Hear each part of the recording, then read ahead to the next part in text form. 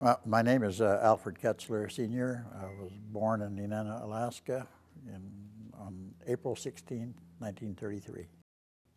Probably in early 60s. I'd met a gentleman from Nenana who had traveled around the lower 48 or the other states and went to Indian reservations and had some knowledge of them, and came back and talked about what we should do in Alaska, because the statehood was impending, and land selections, and natives were in danger of losing a lot of their land, their hunting and fishing spots and so on. So my in-laws, Charles Purvis, my father-in-law, was very interested in native rights, and he talked about it. And somehow he met a lady from the Association on American Indian Affairs. Her name was Laverne Madigan, and she came to Nenana in, I believe it was about January of 1962.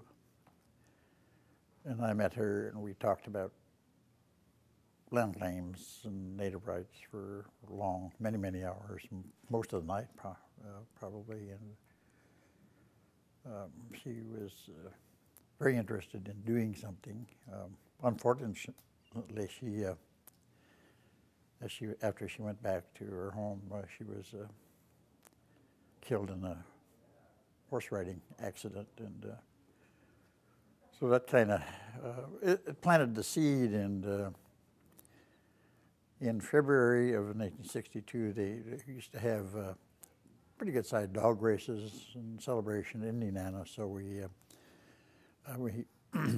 hurriedly we got the chief to send out an invitation for different villages in the area to meet and talk about land claims, and maybe starting some kind of organization to work on it. And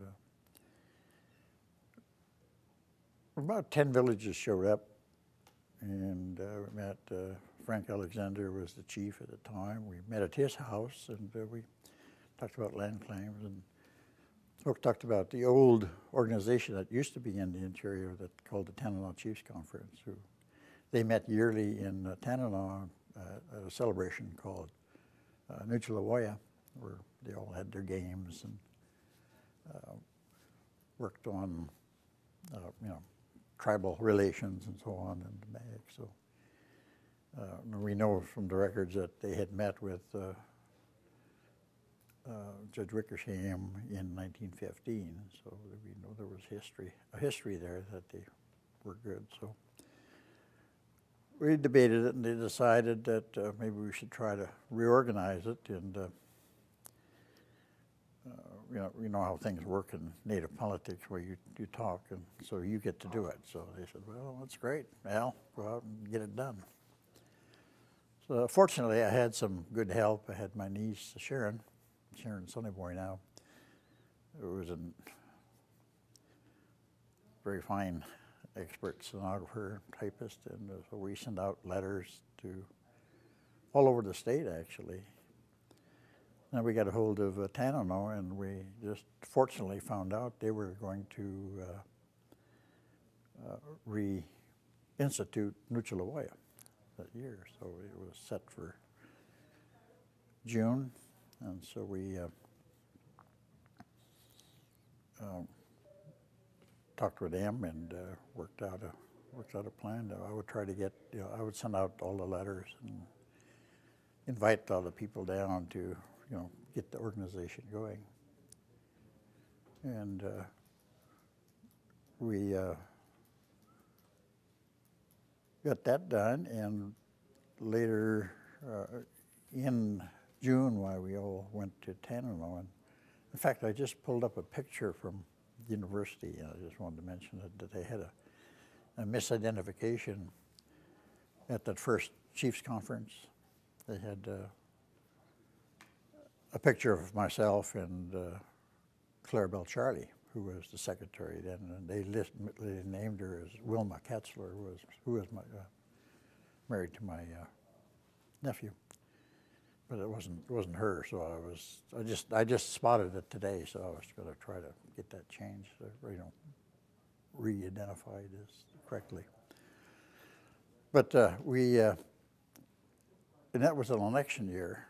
Everybody was out campaigning, and we had a lot of politicians come and wanting to tell us how to do things. But we kept them off the floor. It was natives only that are allowed to speak and express their opinions about what we were going to do. And it was decided that we would reorganize, and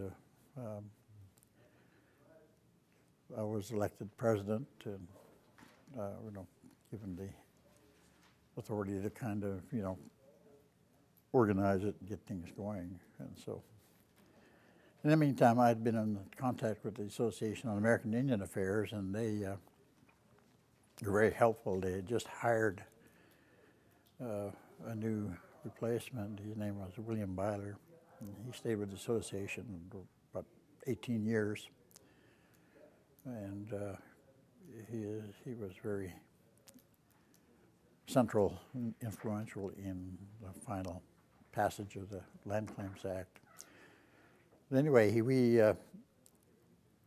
I went back to Washington, D.C.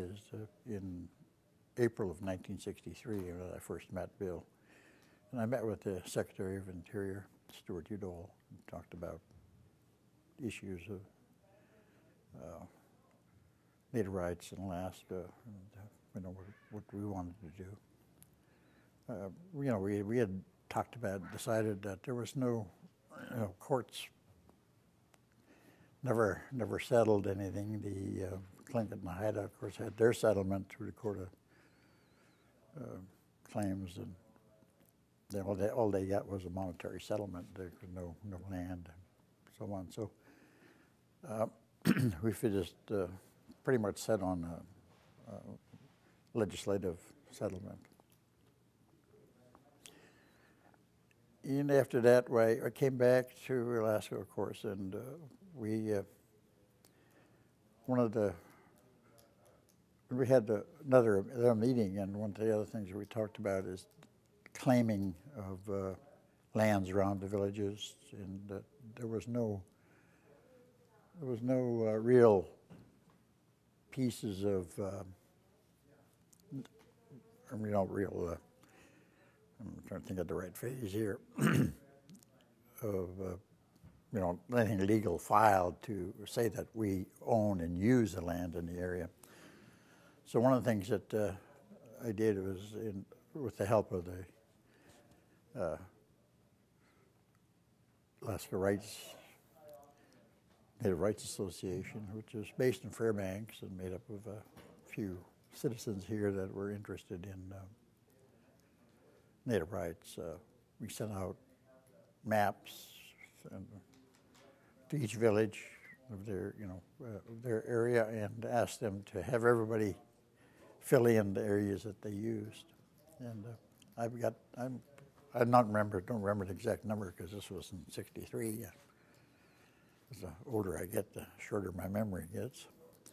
But we did get along with it, I sent out a request for signatures for requesting that this be done, and so we had over 1,000 signatures came in, and I got I think I got maps for about 24 villages. So I sent them to the president, and I got a communication later that he had forwarded over to the Department of Interior, which is Secretary Udall. And so that was really basically used as the basis for the land freeze later years. So we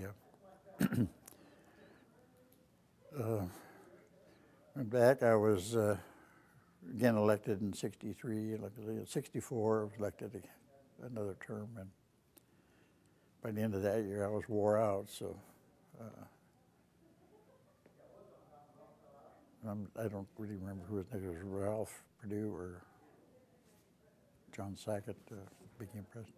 Well, John was the president when I came back in 1969, and I was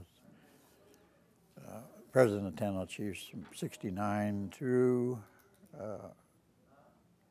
the end of 71, just after Landcliffe's passed.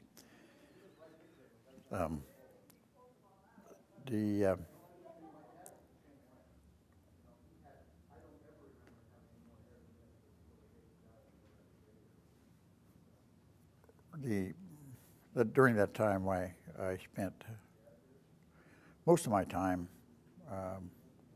working on land claims. Did a lot of traveling to Washington, D.C., different meetings with other Native groups. We had I think it was in 1970, we had the president called a meeting of all the tribes in the U.S. and met in Kansas City. And so there was several hundred people there that were at the meeting to talk about land claims.